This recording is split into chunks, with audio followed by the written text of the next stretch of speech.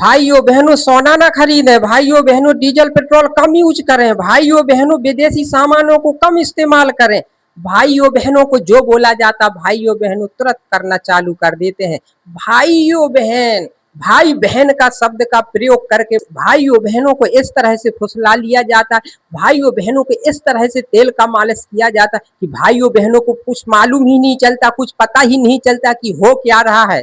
भाइयों बहनों जो बात आपसे बोली जाती है आप तुरंत उसको मान लेते हो, करना चालू कर देते हैं। भाइयों बहनों को बोला जाता है कि भाइयों बहनों थाली बजा के कोरोना भगाओ, तो भाइयों बहनों थाली बजा के कोरोना भगाने लगते हैं। भाइयों बहनों थाली बजा के मुजरा करने लगते हैं। भाइयों बहनों को जिस तरह से उंगली पर नचाया जाता भाइयों बहन उसी तरह से उंगली पर नचने लगते हैं। भाइयों बहनों मैं पूछता हूं कि जब आप 100 बात को मानते हैं तो आपकी एक बात मानी जाती है। अरे भाइयों बहनों नीट का पेपर लीक हो गया है, 4 छात्रों ने आत्महत्या कर ली है। नीट के पेपर लीक होने की वजह से इसका जिम्मेदार कौन है? भाइयों बहनों 20-20 22-22 लाख छात्रों की उम्मीद पर पानी फिर गया है, इसका जिम्मेदार कौन है?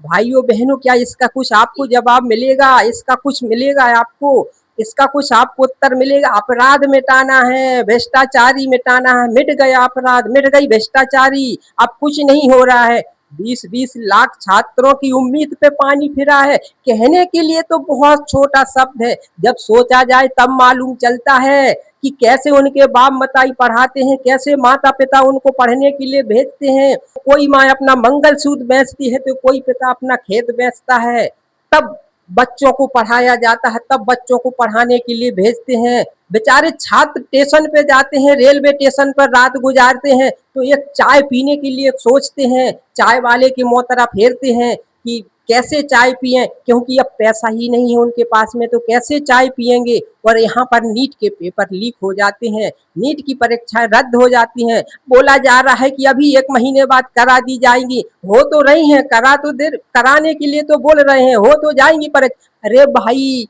लीक हो गए हैं, 4-4 छात्र चले गए हैं, आत्महत्या कर ली है, उनका जिम्मेदार कौन है?